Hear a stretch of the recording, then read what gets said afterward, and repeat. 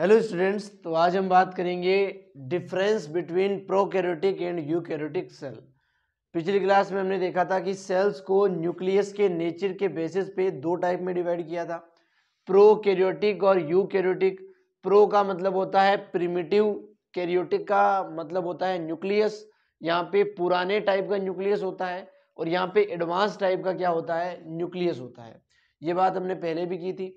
इस लेक्चर में हम बहुत सारे डिफरेंस देखेंगे प्रोकैरियोटिक और यूकैरियोटिक सेल के अंदर। तो सबसे पहले बात करते हैं what is the diameter of this cells. Prokaryotic cell का जो डायामीटर होता है वो 0.1 से लेकर 5 माइक्रोमीटर तक हो सकता है, जबकि यूकैरियोटिक का जो डायामीटर होता है वो 10 से लेकर 20 माइक्रोमीटर तक का डायामीटर हो सकता है। ये बेसिकली डायामीटर है सेल का। सेल को जनरली स्फेरिकल मान सकते हैं हम, और इस स्फीयर का डायमीटर क्या होगा, इसके पेरीमीटर तक की वर्टिकल डिस्टेंस, बेसिकली इस पॉइंट से लेकर इस पॉइंट तक की डिस्टेंस क्या है, डायमीटर है। अगर इस डायमीटर का हाफ कर दो तो इस सेल की रेडियस भी आपको मिल जाएगी। तो क्वेश्चन क्या पूछा है उसके अकॉर्डिंग हम आंसर करेंगे। ये हमें डायमीटर दिए गए हैं दोनों सेल्स के। I hope it is clear. अगली हम बात करते हैं सेल वॉल के बारे में। सेल वॉल जो है वो प्रोकैरियोटिक और यूकैरियोटिक दोनों जगह प्रेजेंट हो सकती है। सेल वॉल बेसिकली प्लांट का कैरेक्टर होता है, लेकिन कुछ प्रोकैरियोटिक के अंदर भी सेल वॉल देखा गया है बैक्टीरिया के ऊपर। तो सेल वॉल वो स्ट्रक्चर होता है जो सेल को प्रोटेक्ट करता है, सेल के सबसे बाहर होता है, बेसिकली रिजिड स्ट्रक्चर होता है। तो सेल वॉल प्रोकैरियोटिक सेल के अंदर बना होता है पेप्टिडोग्लाइकन्स का। पेप्टिडोग्लाइकन्स एक सब्सटेंस है जिससे क्या बनती है, सेल वॉल बनती है प्रोकैरियोटिक सेल की। बेसिकली बैक्टीरिया की सेल वॉल किससे बनती है, पेप्टिडोग्लाइकन से बनती है, आप कह सकते हो। लेकिन कुछ ऐसे प्रोकैरियोटिक सेल होते हैं जिनमें सेल वॉल प्रेजेंट ही नहीं होती है, एब्सेंट होती है। उसका एग्जाम्पल है पीपीएलओ, प्लूरोन्यूमोनिक लाइक ऑर्गेनिज्म, जिसे माइकोप्लाज्मा भी कहा था हमने पिछली क्लास में। अगर आपने पिछली क्लास नहीं देखी है तो आप देख सकते हो चैनल विजिट करके। अभी हम बात करते हैं सेल वॉल प्रोकैरियोटिक सेल में पेप्टिडोग्लाइकन्स की बनी होगी, लेकिन कुछ प्रोकैरियोटिक सेल होते हैं जहां पे सेल वॉल होती ही नहीं है। एग्जांपल के लिए माइकोप्लाज्मा या फिर प्लूरोन्यूमोनिक लाइक ऑर्गेनिज्म। यूकैरियोटिक सेल में हम बात करते हैं जो सेल वॉल होती है। यूकैरियोटिक सेल बहुत टाइप के हो सकते हैं। अगर वो किसी प्लांट का सेल है तो उसके अंदर सेल वॉल सेलुलोज और प्रोटीन की बनी होती है। प्रोटीन वर्ड को बहुत ध्यान से नोट करना, एनसीईआरटी का वर्ड है ये। यूकैरियोटिक सेल अगर प्लांट की है तो उसमें सेल वॉल किसकी बनेगी, सेलुलोज और प्रोटीन की बनेगी। अगर वो कोई फंजाई का सेल है तो उसमें सेल वॉल बनेगी काइटिन की। अंडरस्टूड। काइटिन भी एक सब्सटेंस है। इन सब्सटेंस के बारे में हम बायोमोलिक्यूल चैप्टर में बहुत डिटेल में पढ़ेंगे, लेकिन एक बार आपको नाम तो याद करने ही पड़ेंगे। अगर यूकैरियोटिक सेल एनिमल का कोई सेल है तो उसके अंदर सेल वॉल एब्सेंट होती है, ये बात आपको याद रखनी है।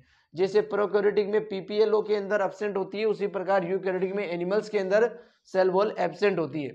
उसके अलावा प्रोटिस्टा किंगडम के अंदर भी कुछ ऑर्गेनिजम्स आते हैं, उनकी सेल वॉल बनती है सिलिका या फिर पेक्टिन की।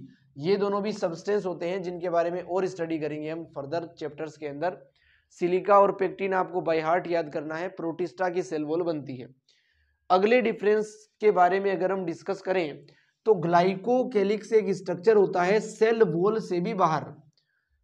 सेल के सबसे बाहर होता है ग्लाइकोकेलिक्स, उससे अंदर होता है सेल वॉल, उससे भी अंदर होती है प्लाज्मा मेम्ब्रेन। जो हम सेल का स्ट्रक्चर पढ़ेंगे इसी चैप्टर में आगे, तब ये और क्लियर होगी चीजें। लेकिन अभी आप समझो कि ग्लाइकोकेलिक्स जो सबसे बाहर होता है सेल के, वो किस सब्सटेंस का बना होता है। अगर वो प्रोकैरियोटिक सेल है तो वो बनता है पॉलीसेकेराइड का। अगर वो यूकैरियोटिक सेल है तो बनता है ओलिगोसेकेराइड का। पॉलीसेकेराइड जिसमें बहुत सारी सेकेराइड की यूनिट्स होती है, और एलिगोसेकेराइड जिसमें 2 से लेकर 10 तक सेकेराइड की यूनिट होती है, उसे ओलिगोसेकेराइड बोलते हैं। ये चीजें हम बायोमोलिक्यूल चैप्टर में और सीखेंगे। अगर मैं बात करूं सबसे बाहर क्या है, ग्लाइकोकेलिक्स, उसके अंदर क्या है, सेल वॉल, दोनों की बात हम कर चुके हैं। उसके अंदर आती है प्लाज्मा मेम्ब्रेन। अब हम बात करते हैं दोनों सेल की प्लाज्मा मेम्ब्रेन कैसी होती है। यूकैरियोटिक सेल एक एडवांस सेल है, तो यहाँ की जो प्लाज्मा मेम्ब्रेन होगी वो थोड़ी मोटी होगी, थोड़ी थिक होगी। प्रोकैरियोटिक थोड़े पुराने टाइप के सेल है, तो यहाँ की जो प्लाज्मा मेम्ब्रेन होती है थोड़ी पतली होती है, थिन होती है। दोनों ही प्लाज्मा मेम्ब्रेन को स्टेबिलिटी की जरूरत होती है। जिस ऑर्गेनिज्म के पास सेल वॉल होती है उसे प्लाज्मा मेम्ब्रेन को स्टेबिलिटी देने की जरूरत नहीं होती है। समझ पा रहे हो? प्लाज्मा मेम्ब्रेन को स्टेबिलिटी देने का मतलब है प्लाज्मा मेम्ब्रेन को थोड़ी मजबूती देना, उसकी प्रोटेक्शन के लिए एक और रिजिड स्ट्रक्चर बनाना। अगर किसी सेल में सेल वॉल प्रेजेंट है तो स्टेबिलिटी देने की जरूरत नहीं है प्लाज्मा मेम्ब्रेन को। अगर सेल वॉल नहीं है तो प्लाज्मा मेम्ब्रेन को स्टेबिलिटी देने के लिए उसके अंदर एक सब्सटेंस डाला जाता है जो उसे मजबूत कर सके, स्ट्रॉन्ग कर सके। एग्जाम्पल के लिए अगर प्रोकैरियोटिक सेल है तो उसमें स्टेबिलिटी कौन देते हैं? हेपेनोइड्स देते हैं, जो एक सब्सटेंस है, आपको नाम याद करना पड़ेगा। ये हेपेनोइड्स क्या है? एक सब्सटेंस है जो प्रोकैरियोटिक सेल की प्लाज्मा मेम्ब्रेन को क्या देते हैं? स्टेबिलिटी देते हैं। लेकिन कुछ ऑर्गेनिज्म ऐसे हैं जिनमें स्टेबिलिटी देता है स्टेरॉल। उन ऑर्गेनिज्म का एग्जांपल है पीपीएलओ।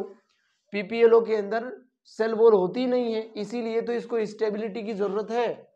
स्टेबिलिटी कौन देगा पीपीएलओ में? स्टेरॉल। ज्यादातर प्रोकैरियोटिक सेल में स्टेबिलिटी कौन देते हैं? हेपेनोइड्स देते हैं। तो ये दोनों बातें आपको याद रखनी है। अगर मैं बात करूं यूकैरियोटिक सेल में स्टेबिलिटी कौन देता है?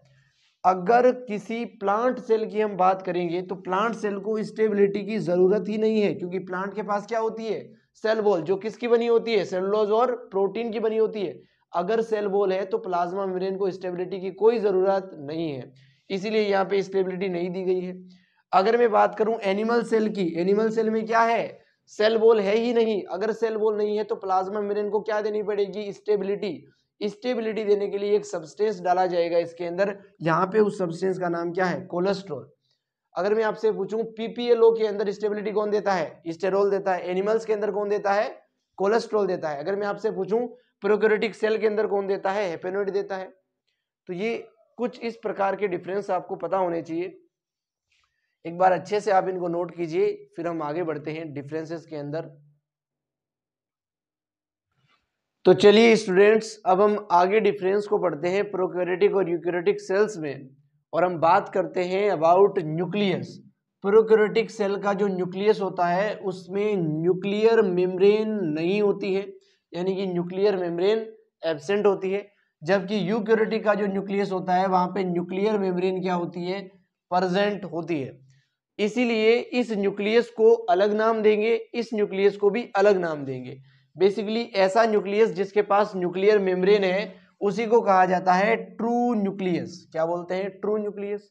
ऐसा न्यूक्लियस जिसके पास न्यूक्लियस मेम्ब्रेन नहीं है उसके कुछ और नाम रखे हैं, जैसे इंसिपिटेंट न्यूक्लियस, इसी का नाम रखा गया है। जैसे न्यूक्लियोइड जीनोफोर, इसी न्यूक्लियस का नाम रखा गया है। जैसे प्रोक्रोमोसोम, इसी न्यूक्लियस का नाम रखा गया है। जैसे फाइब्रिलर न्यूक्लियस, इसी न्यूक्लियस का नाम रखा गया है। ये चार नाम रखे गए हैं प्रोकैरियोटिक सेल के न्यूक्लियस के लिए। इसके लिए एक ही नाम रखा गया है, ट्रू न्यूक्लियस। अंडरस्टूड? इस न्यूक्लियस के अंदर एक रीजन होता है जिसे बोलते हैं न्यूक्लियोलस। यहाँ पे न्यूक्लियोलस एब्सेंट होता है जबकि यहाँ पे न्यूक्लियोलस प्रेजेंट होता है। न्यूक्लियोलस क्या होता है, कैसा होता है, क्या फंक्शन करता है, ये हम इस चैप्टर में आगे सीखेंगे। फिलहाल के लिए आपको ये ध्यान में रखना है कि न्यूक्लियोलस यूकैरियोटिक सेल में होता है और प्रोकैरियोटिक सेल में नहीं होता है। ये कुछ नाम रखे जाते हैं इस न्यूक्लियस के जो बहुत बहुत इंपॉर्टेंट है। क्वेश्चन में कौन सा नाम लिखा होगा किसी को नहीं पता, इसलिए आपको सारे नाम बाय हार्ट याद करने चाहिए। तो please note this, then we further move on. So students, let's move on the next topic, और नेक्स्ट डिफरेंस बिटवीन प्रोकैरियोटिक और यूकैरियोटिक सेल। बेसिकली हम बात करेंगे डीएनए के बारे में। प्रोकैरियोटिक सेल का जो डीएनए होता है वो सिंगल होता है, यानी कि एक ही डीएनए यहाँ पे मिलेगा। यूकैरियोटिक सेल का जो डीएनए होता है वो बहुत सारा होता है, बहुत ज्यादा डीएनए मिलता है बेसिकली। अगर आपके मन में डाउट है डीएनए क्या होता है तो मैं आपको थोड़ा सा बता दूं। न्यूक्लियस के अंदर प्रेजेंट होते हैं क्रोमोसोम्स। क्रोमोसोम्स बनते हैं क्रोमेटिन मटेरियल से, और क्रोमेटिन मटेरियल के अंदर होता है डीएनए, आरएनए, प्रोटीन्स वगैरह वगैरह। तो डीएनए एक सब्सटेंस है जो क्रोमोसोम का फॉर्मेशन करने के लिए असेंशियल है, रिक्वायर्ड है। क्रोमोसोम के अंदर डीएनए होता है, आप ऐसा समझ सकते हो। इस सेल का जो डीएनए होगा वो सिंगल होगा, और इस सेल का जो डीएनए होगा वो बहुत सारा होगा, मेनी होगा। इस सेल का जो डीएनए होगा वो हमेशा सर्कुलर होगा, और इस सेल का जो डीएनए होगा वो हमेशा लीनियर होगा। अब इन वर्ड्स का मतलब क्या है, बहुत ध्यान से देखना। अगर मैं डीएनए का फाइबर बनाता हूं प्रोकैरियोटिक सेल का, तो वो ये फाइबर जहां से स्टार्ट हुआ था वहीं पे आकर वापस क्या होगा, एंड होगा, एक सर्कल की स्ट्रक्चर बनाएगा, इसलिए इसको बोलते हैं सर्कुलर डीएनए। जबकि यहाँ का जो डीएनए के फाइबर होगा वो जहां से स्टार्ट होगा वहां पे कभी भी एंड नहीं होगा, कुछ ऐसी लाइन जैसी लीनियर स्ट्रक्चर बनाएगा, इसीलिए उस डीएनए को बोला जाता है लीनियर डीएनए। बेसिकली दोनों ही सेल्स के अंदर डबल स्टैंडर्ड डीएनए मिल सकता है। यहाँ पे कुछ जगह सिंगल स्टैंडर्ड डीएनए भी मिलता है, लेकिन डबल स्टैंडर्ड डीएनए दोनों जगह मिल सकता है। मैं यहाँ पे लिख देता हूँ कैन प्रेजेंट, यहाँ पे भी हो सकता है ये और यहाँ पे भी हो सकता है। बेसिकली ये डिफरेंस नहीं है, बट मैंने आपको क्लियर करने के लिए बता दिया है, डबल स्टैंडर्ड डीएनए दोनों जगह मिलते हैं। डबल स्टैंड का मतलब क्या है, एक ही डीएनए में दो स्टैंड होने चाहिए, एक तो ये स्टैंड और एक ये स्टैंड। यूकैरियोटिक सेल में ज्यादातर डबल स्टैंडर्ड डीएनए ही होता है, प्रोकैरियोटिक सेल में भी डबल स्टैंडर्ड डीएनए हो सकता है। यहाँ पे जो हमने बनाया है ये सिंगल स्टैंडर्ड डीएनए है, अगर इसको डबल स्टैंडर्ड डीएनए बनाए तो कुछ ऐसी स्ट्रक्चर बनानी चाहिए। आई होप मैं आपको समझा पाया हूं अच्छे से इतने पॉइंट्स को। आगे लिखा गया है वन फोल्स क्रोमोसोम। जो प्रोकैरियोटिक सेल होता है वहां का जो डीएनए होता है, जब सेल डिवीजन होना होता है वो पूरा डीएनए एक ही क्रोमोसोम बना देता है। हालांकि एक्चुअली में क्रोमोसोम बनता नहीं है, जितना भी डीएनए होता है वो दो भागों में टूट जाता है और दो नए सेल्स में चला जाता है। हम ऐसा मानते हैं कि जैसे यूकैरियोटिक सेल में सेल डिवीजन के टाइम डीएनए क्रोमोसोम में कन्वर्ट होता है, उसी प्रकार यहाँ का डीएनए भी क्रोमोसोम में होता होगा, लेकिन क्रोमोसोम का नंबर यहाँ पे हमें दिखाई नहीं देता है, इसलिए हमने लिखा है वन क्रोमोसोम, और उस क्रोमोसोम को भी बोला है हमने फॉल्स क्रोमोसोम। ये सच्चा क्रोमोसोम नहीं है, ये झूठा क्रोमोसोम है, क्योंकि ये क्रोमोसोम की तरह नहीं होता है। बेसिकली ये क्रोमोसोम होता ही नहीं है। यहाँ पे बनते हैं क्रोमोसोम, ट्रू क्रोमोसोम बनते हैं और बहुत सारे बनते हैं, अलग अलग यूकैरियोटिक सेल में अलग अलग नंबर्स में बनते हैं क्रोमोसोम। अंडरस्टूड। यहाँ पे क्रोमोसोम बनते ही नहीं है। अगर फिर भी क्वेश्चन ने जोर दे के पूछ लिया आपसे कि कितने बनते हैं बताओ ही बताओ, तो आप एक बता सकते हो कि वन क्रोमोसोम बनता है, एक्चुअली वो क्रोमोसोम नहीं होता है। आई होप मैं आपको समझा पाया हूँ। आगे जब सेल डिवीजन पढ़ेंगे तो क्रोमोसोम और क्लियर होंगे आपको। डीएनए के साथ डीएनए को बेसिकली कोइल्ड होने के लिए एक प्रोटीन की आवश्यकता होती है हमेशा। यहाँ पर कौन सा प्रोटीन होगा और यहाँ पर कौन सा प्रोटीन होगा उसको बहुत ध्यान से देखना।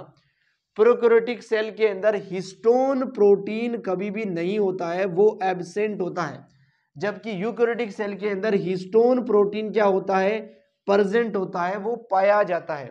हिस्टोन प्रोटीन जहां भी होता है वो अपने बेसिक नेचर को रिप्रेजेंट करता है। हिस्टोन प्रोटीन कैसा होता है, बेसिक होता है। कहां पर होता है, केवल यूकैरियोटिक सेल में होता है, प्रोकैरियोटिक सेल में नहीं होता है। कुछ ऐसे यूकैरियोटिक सेल होते हैं जहां पे हिस्टोन प्रोटीन नहीं होता है, उसका एग्जांपल है डाइनोफ्लेजिलेट्स। जब प्रोटिस्टा किंगडम हम पढ़ेंगे तो डाइनोफ्लेजिलेट्स की बात करेंगे। डाइनोफ्लेजिलेट ऐसे यूकैरियोटिक सेल होते हैं जिसमें हिस्टोन प्रोटीन नहीं पाया जाता है। इधर कौन सा प्रोटीन होता है अगर हम बात करें तो यहाँ पे नॉन हिस्टोन प्रोटीन पाए जाते हैं। बेसिकली हिस्टोन से थोड़ा अलग प्रोटीन है जिसको नाम क्या दिया है, नॉन हिस्टोन प्रोटीन नाम दिया है। उसका नेचर कैसा होता है, एसिडिक होता है, जबकि हिस्टोन कैसा था, बेसिक था। यूकैरियोटिक सेल के अंदर जो प्रोटीन मिलता है वो बेसिक होता है और उसका नाम है हिस्टोन प्रोटीन। प्रोकैरियोटिक सेल के अंदर जो प्रोटीन मिलता है उसका नाम है नॉन हिस्टोन प्रोटीन और वो एसिडिक होता है। अंडरस्टूड। उसके अलावा अगर हम बात करें हिस्टोन प्रोटीन की जगह प्रोकैरियोटिक सेल में कुछ और प्रोटीन्स मिलते हैं जिनको नाम देते हैं पॉलीअमीन्स प्रोटीन। ये भी वर्ड काफी इंपॉर्टेंट है। पॉलीअमीन्स प्रोटीन कहाँ पे मिलते हैं, प्रोकैरियोटिक सेल्स में मिलते हैं, क्योंकि यहाँ पे हिस्टोन प्रोटीन नहीं है तो उसकी जगह कुछ अन्य प्रोटीन भी मिलते हैं, अतिरिक्त प्रोटीन भी मिलते हैं, उनका नाम है पॉलीअमीन्स प्रोटीन्स। अगर हम बात करते हैं सेल की डिप्लॉइड या फिर हैप्लॉइड कंडीशन के बारे में, एक सेल के न्यूक्लियस के अंदर अगर एक टाइप का क्रोमोसोम एक नंबर में प्रेजेंट है तो उसे बोलते हैं हैप्लॉइड कंडीशन। अगर किसी सेल के न्यूक्लियस में एक टाइप के दो क्रोमोसोम प्रेजेंट है, बहुत ध्यान से समझना, अगर किसी न्यूक्लियस के अंदर एक टाइप का एक ही क्रोमोसोम है तो इसे बोलेंगे हैप्लॉइड कंडीशन। अगर किसी सेल के न्यूक्लियस के अंदर एक ही टाइप के दो क्रोमोसोम प्रेजेंट है, ये दोनों क्रोमोसोम 100% आइडेंटिकल है, तो इसे बोलेंगे डिप्लॉइड कंडीशन। और अगर तीन क्रोमोसोम एक ही जैसे प्रेजेंट है तो इसे बोल देंगे ट्रिप्लॉइड कंडीशन। प्रोकैरियोटिक सेल के अंदर हमेशा ही हैप्लॉइड कंडीशन ही मिलेगी, एक टाइप का एक ही क्रोमोसोम होगा, कभी भी उसकी कॉपी नहीं मिलेगी। जबकि यूकैरियोटिक सेल में डिप्लॉइड ट्रिप्लॉइड कंडीशंस देखने को मिल सकती है। तो मैं उम्मीद करता हूं आपको each and every point clear हुआ होगा। Please note this, then we further move on. तो चलिए बच्चों आगे बढ़ते हैं और समझते हैं अगला डिफरेंस प्रो और यूकैरियोटिक सेल के बारे में। अब हम बात करते हैं प्लाज्मिड के बारे में। सबसे पहला क्वेश्चन है व्हाट इज प्लाज्मिड। सेल के न्यूक्लियस के अंदर जो डीएनए होता है वो उसके क्रोमोसोम को बनाने के लिए रिस्पॉन्सिबल होता है, इसलिए उसे बोलते हैं क्रोमोसोमल डीएनए।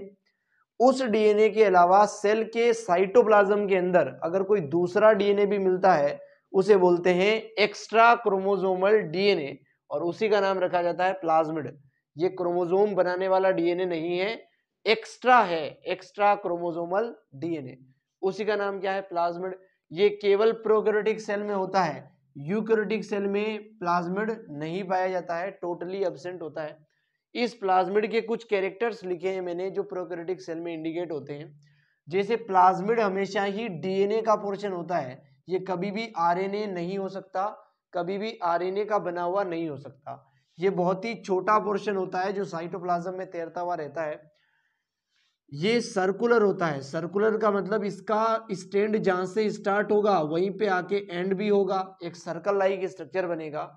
ये डबल स्टैंडर्ड डीएनए होता है, यानी कि इसमें दो स्टैंड पाए जाते हैं। इसके डायग्राम को कुछ ऐसा बनाना चाहिए अगर करेक्टली बनाए तो। ये एक्स्ट्रा क्रोमोसोमल होता है, क्रोमोसोम बनाने वाला जो डीएनए है न्यूक्लियस के अंदर उससे अलग होता है ये डीएनए, इसलिए एक्स्ट्रा क्रोमोसोमल होता है। ये सेल्फ रेप्लिकेबल होता है। सेल्फ का मतलब होता है खुद, ये खुद अपना रेप्लिकेशन कर सकता है, अपने जैसा प्लाज्मिड बना सकता है। एक प्लाज्मिड के अंदर जब रेप्लिकेशन होता है तो इससे एक नया प्लाज्मिड भी बन जाता है जो 100% इसके जैसा ही होता है। इसके अंदर कुछ जीन पाए जाते हैं जिसे FRN जीन कहा जाता है, वो यहाँ पे प्रेजेंट होते हैं इस प्लाज्मिड डीएनए के अंदर। बेसिकली जीन्स क्या होते हैं, डीएनए के कुछ पोर्शंस होते हैं जो प्रोटीन बनाने में रिस्पॉन्सिबल होते हैं, और उस प्रोटीन से कैरेक्टर भी विजिबल होता है, उसी को जीन्स बोलते हैं। आगे हम और सीखेंगे। इन जीन्स के फुल फॉर्म क्या है। एफ का मतलब है यहाँ पे फर्टिलिटी जीन, ऐसा जीन जो उस प्रोकैरियोटिक सेल को फर्टिलिटी प्रोवाइड करता है। आर का मतलब है रेजिस्टेंस जीन, ऐसा जीन जो उस सेल को रेजिस्टेंस प्रोवाइड करता है, किसी भी वाटर स्ट्रेस के प्रति, किसी भी टेम्परेचर के प्रति, किसी भी ह्यूमिडिटी लॉस के प्रति रेजिस्टेंस देने वाला जीन होता है यहाँ पे। एक जीन, इस एन का मतलब है निफ जीन, निफ का फुल फॉर्म होता है नाइट्रोजन फिक्सेशन, यहां से उठाया गया है निफ वर्ड को नाइट्रोजन फिक्सेशन से, इसलिए बोला जाता है निफ जीन। ये जीन करता क्या है, ये नाइट्रोजन को फिक्स करने का काम करता है। नाइट्रोजन को फिक्स करने का मतलब क्या है, बेसिकली इन्वायरमेंट में जो नाइट्रोजन है वो N2 की फॉर्म में मिलती है, इस N2 को प्लांट डायरेक्टली एब्जॉर्ब नहीं कर सकते, इसलिए इस N2 को कन्वर्ट किया जाता है अमोनिया के अंदर जिसे बोलते हैं NH3। इस कन्वर्जन की प्रोसेस को ही बोलते हैं नाइट्रोजन फिक्सेशन। ये कौन करता है, जिसके पास निफ जीन होता है। और निफ जीन किसके पास होता है, जिसके पास प्लाज्मिड होता है। और प्लाज्मिड किसके पास होता है, ओनली प्रोकैरियोटिक सेल के पास होता है। कभी भी यूकैरियोटिक सेल नाइट्रोजन फिक्सेशन का फंक्शन नहीं परफॉर्म कर सकते। हम देखेंगे आगे के चैप्टर्स में कुछ बैक्टीरिया होते हैं जो नाइट्रोजन फिक्सेशन का काम करते हैं, जैसे राइजोबियम उसका एग्जाम्पल है, फ्रेंकिया उसका एग्जाम्पल है। आगे के चैप्टर्स में हम डिस्कस करेंगे। So please note this, then we further move on. तो चलिए स्टूडेंट्स, अब हम बात करते हैं अगला डिफरेंस प्रो और यूकैरियोटिक सेल में। वैक्यूल एक ऑर्गेनेल होता है जो सेल्स के अंदर मिलता है, इसके फंक्शन हम आगे डिस्कस करेंगे, पहले डिफरेंस पढ़ लेते हैं दोनों सेल में। प्रोकैरियोटिक सेल के अंदर ओनली गैस वैक्यूल पाया जाता है। वैक्यूल चार टाइप के होते हैं, gas vacuole, safe vacuole, food vacuole और कॉन्ट्रेक्टाइल वैक्यूल, ये चार ही टाइप होते हैं वैक्यूल के। नाम किस बेसिस पे रखा गया है? अगर उस वैक्यूल के अंदर गैस भरी हुई है तो उसे बोलते हैं गैस वैक्यूल। अगर उस वैक्यूल के अंदर कुछ लिक्विड भरा हुआ है तो उसे बोलते हैं सेफ वैक्यूल। अगर उस वैक्यूल में फूड भरा है, कार्बोहाइड्रेट भरा है, ग्लूकोज भरा है तो उसे बोलते हैं फूड वैक्यूल। अगर उस वैक्यूल के अंदर पानी भरा हुआ है और वो वैक्यूल पानी को सेल से बाहर निकालने का काम करती है तो उसे बोलते हैं कॉन्ट्रैक्टाइल वैक्यूल। अंडरस्टूड? जो गैस वैक्यूल है, सेफ वैक्यूल है, फूड वैक्यूल है और कॉन्ट्रैक्टाइल वैक्यूल है, ये चारों टाइप की वैक्यूल यूकैरियोटिक सेल में मिल सकती है। अलग अलग यूकैरियोटिक सेल में अलग अलग टाइप की वैक्यूल मिल सकती है। प्लांट्स के अंदर जो जनरली वैक्यूल मिलती है उसका नाम है सेफ वैक्यूल, और एनिमल्स के अंदर जनरली जो वैक्यूल मिलती है उसी का नाम क्या है? कॉन्ट्रैक्टाइल वैक्यूल नाम है। अगर मैं बात करूं प्रोकैरियोटिक सेल की वैक्यूल के बारे में तो यहाँ पर ओनली एक ही टाइप की वैक्यूल मिल सकती है जिसका नाम है गैस वैक्यूल। उसमें गैस भरी होती है। ये उस ऑर्गेनिज्म में मिलती है जिसको समुद्र में तैरना होता है। जिस ऑर्गेनिज्म के सेल के अंदर गैस भरी होगी वो आसानी से समुद्र के ऊपर तैरेगा। उसके एग्जाम्पल है ब्लू ग्रीन एल्गी। ध्यान से सुनना वर्ड्स को। ब्लू ग्रीन एल्गी, ये एक टाइप का एल्गी है जो समुद्र में तैरता रहता है और फोटोसिंथेसिस करता है। ये वैक्यूल करती क्या है? फ्लोटिंग करवाती है उस ऑर्गेनिज्म को। तैरने के लिए जरूरी होती है और तैरने से उनको लाइट मिलेगी और लाइट से वो करेंगे फोटोसिंथेसिस। अंडरस्टूड? उसका एक एग्जांपल हमने पढ़ा है ब्लू ग्रीन एल्गी। अगला एग्जांपल देख ले हैं पर्पल सल्फर बैक्टीरिया। ये एक टाइप का बैक्टीरिया है जिसका कलर होता है पर्पल और सल्फर का कॉम्बिनेशन। दूसरा बैक्टीरिया है ग्रीन सल्फर बैक्टीरिया। ग्रीन और सल्फर कलर का कॉम्बिनेशन है इस बैक्टीरिया के पास। इसीलिए ये तीन टाइप के एग्जाम्पल है हमारे पास गैस वैक्यूल जहां पे मिलती है। कुछ और डिफरेंस देखते हैं हम प्रोकैरियोटिक और यूकैरियोटिक सेल के बारे में। राइबोसोम दो टाइप के होते हैं, 70S और 80S। हालांकि और भी टाइप होते हैं 23S, 55S, जिनके बारे में आगे पढ़ेंगे। अभी सिंपली पढ़ो। एस बेसिकली रिप्रेजेंट करता है यहाँ पे साइंटिस्ट के नेम को। स्वेडबर्ग उस साइंटिस्ट का नाम है जिसने राइबोसोम का ये पेरीमीटर दिया था, जिसके बेसिस पे दो टाइप है राइबोसोम के। इसीलिए जो 70S के राइबोसोम है वो मिलते हैं प्रोकैरियोटिक सेल में, और यूकैरियोटिक सेल में 70S और 80S दोनों टाइप के राइबोसोम प्रेजेंट होते हैं।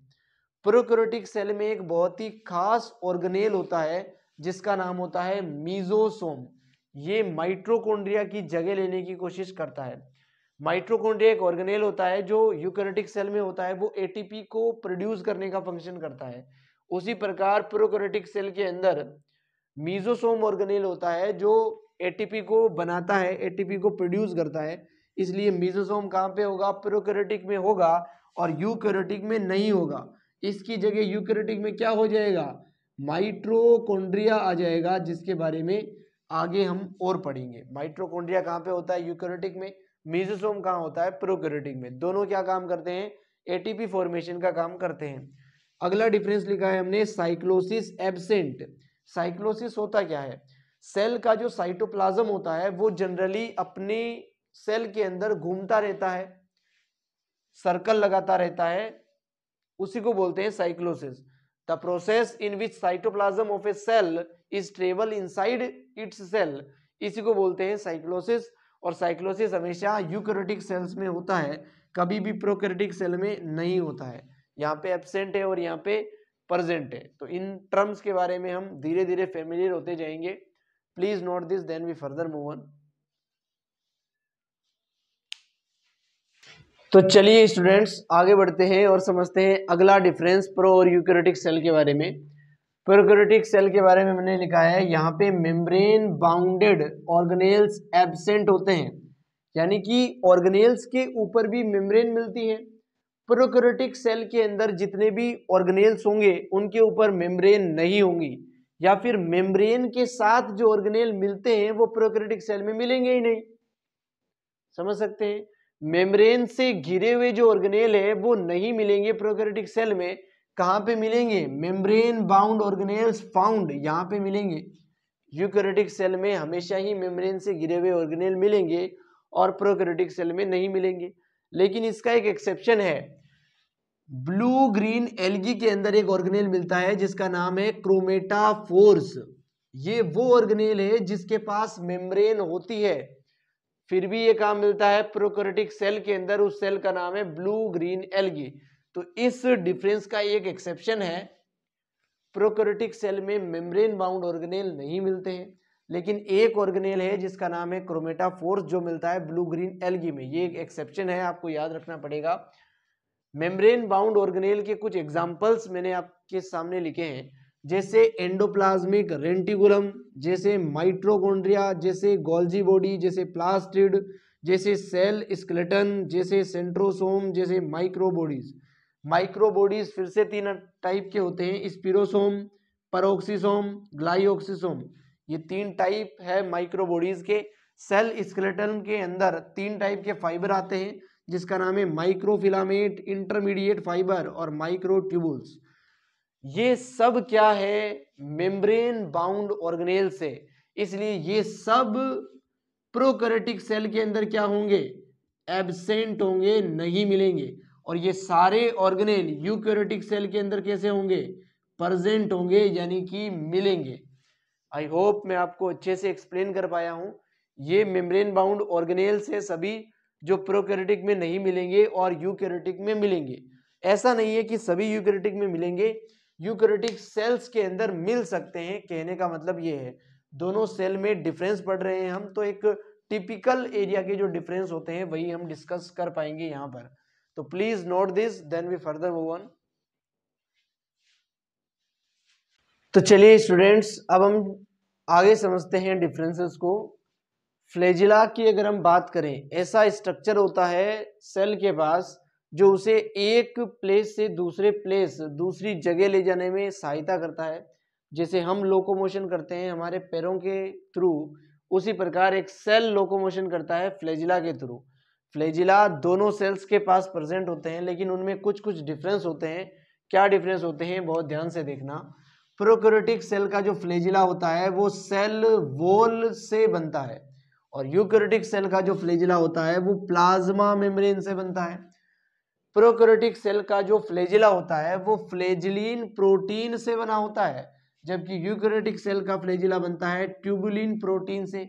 ये प्रोटीन्स के नाम है, बेसिकली अलग अलग प्रकार के प्रोटीन है तो अलग अलग नाम रख दिए हैं बेसिकली। यहाँ का जो फ्लैजिला होता है वो 360 डिग्री रोटेटरी होता है, यानी कि 360 डिग्री के डायरेक्शन में घूम सकता है, किसी भी डायरेक्शन में घूम सकता है बेसिकली। जबकि यहाँ का जो फ्लैजिला होता है वो केवल 180 डिग्री ही रोटेशन कर सकता है, ऐसे और ऐसे ही रोटेशन कर सकता है यूकैरियोटिक का फ्लैजिला। जबकि प्रोकैरियोटिक का जो फ्लैजिला होता है वो 360 डिग्री में चारों तरफ रोटेट कर सकता है। आई होप मैं आपको समझा पाया हूँ। ये जो प्रोकैरियोटिक सेल का फ्लैजिला होता है ये मोनोफाइब्रिल होता है। मोनो का मतलब एक, इस पूरे फ्लैजिला के अंदर एक ही पाइप होता है प्रोटीन का बना हुआ, इसलिए लिखा हुआ है 1 पाइप। लेकिन यूकैरियोटिक सेल का जो फ्लैजिला होता है उसमें 9+2 सिस्टम पाया जाता है, यानी कि कुल टोटल जो है 11 पाइप पाए जाते हैं जो लॉन्गिट्यूडिनल डायरेक्शन में अरेंज होते हैं और एक सॉलिड स्ट्रक्चर का निर्माण करते हैं। उसी स्ट्रक्चर का नाम है फ्लैजिला। कितने फाइबर होते हैं उस फ्लैजिला में, कितने फिलामेंट होते हैं, 11 फिलामेंट होते हैं। 11 फिलामेंट 9+2 के सिस्टम में लगे हुए होते हैं, इसलिए इसको बोला जाता है 9+2 सिस्टम, और इसे बोला जाता है मोनोफाइब्रिलर फ्लैजिला। यहाँ का जो फ्लैजिला होता है वो बहुत ही पतला होता है क्योंकि पुराने टाइप के सेल में है, और यहाँ का फ्लैजिला थोड़ा मोटा होता है, थिक होता है। यहाँ का फ्लैजिला साइज में छोटा होता है, स्मॉल, और यहाँ का फ्लैजिला लंबा होता है, लॉन्ग। यहाँ का फ्लैजिला के पास 3 पार्ट्स होते हैं, 3 भागों में डिवाइड होता है ये फ्लैजिला। एक भाग होता है हुक, एक होता है फिलामेंट, एक होती है बेसल बॉडी। अगर मैं आपको स्ट्रक्चर बना के समझाऊं तो बहुत ध्यान से देखना। सबसे पहले यहाँ पर पाई जाती है बेसल बॉडी। इस बेसल बॉडी के ऊपर लगा होता है हुक, जिससे बाहर निकलता है फिलामेंट। कुछ ऐसी होती है फ्लैजिला दिखने में। ये क्या है, ये बेसल बॉडी है, ये हुक है, और ये क्या है, फिलामेंट है। ये 3 पोर्शन होते हैं प्रोकैरियोटिक सेल के फ्लैजिला के अंदर, जबकि यहाँ पे 2 ही पोर्शन होते हैं, 2 ही पार्ट्स होते हैं। जो हुक होता है वो यहाँ पे प्रेजेंट नहीं होता है। यहाँ पे क्या होता है, यहाँ पे सीधी बेसल बॉडी होती है और यहाँ से फिलामेंट निकलता है कुछ ऐसा। इस फिलामेंट का एक दूसरा नाम भी रखा जाता है axonema. What is axonema? It is basically filaments of eukaryotic cell flagella. Eukaryotic cell का जो फ्लैजिला है उसके फिलामेंट का ही नाम क्या है? एक्सोनिमा नाम है। और यहाँ पर बेसल बॉडी भी प्रेजेंट होगी, लेकिन हुक यहाँ पे क्या होगा? एब्सेंट होगा। तो ये कुछ डिफरेंस है फ्लैजिला के बारे में। आई होप मैं आपको समझा पाया हूँ। Please note this, then we further move on. तो चलिए स्टूडेंट्स, अब हम आगे बढ़ते हैं और समझते हैं अगला डिफरेंस प्रो और यूकैरियोटिक सेल के बारे में। अगर हम बात करें सेल डिवीजन के बारे में, तो प्रोकैरियोटिक सेल के अंदर सेल डिवीजन कैसे होगा और यूकैरियोटिक सेल के अंदर सेल डिवीजन कैसे होगा। सेल डिवीजन बेसिकली काफी टाइप का होता है, जैसे ए माइटोसिस, माइटोसिस, मियोसिस, ये 3 टाइप है बेसिकली सेल डिवीजन के। ए माइटोसिस टाइप का सेल डिवीजन होता है प्रोकैरियोटिक सेल में, और बाकी 2 टाइप जो है माइटोसिस और मियोसिस, वो यहाँ पे नहीं होते हैं। यहाँ पे तीनों टाइप का सेल डिवीजन हो सकता है। जब सेल डिवीजन होता है तो क्रोमोसोम को सेपरेट करने के लिए कुछ फाइबर बनते हैं, कुछ रस्सी जैसी स्ट्रक्चर बनती है, रॉड लाइक स्ट्रक्चर, उसका नाम है स्पिंडल फाइबर। प्रोकैरियोटिक सेल के अंदर स्पिंडल फाइबर कभी भी नहीं बनते हैं, इसलिए यहाँ पे क्रॉस लगा हुआ है। क्रॉस का मतलब एब्सेंट या फिर नहीं बनते हैं। यहाँ पे स्पिंडल फाइबर बनते हैं, इसलिए यहाँ पे राइट लगा हुआ है। और किस प्रोटीन से बनते हैं वो भी ब्रैकेट में लिखा हुआ है, ये ट्यूबुलिन प्रोटीन से बनते हैं।